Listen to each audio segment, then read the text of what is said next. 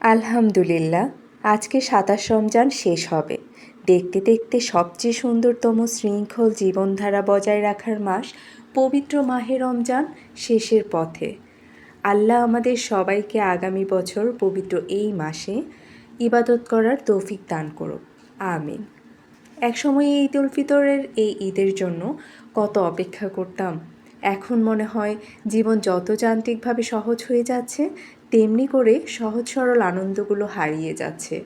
এই যে ছোট বাচ্চাগুলো, কত নিষ্পাপ, কত স্বতঃস্ফূর্ত তাদের জীবন।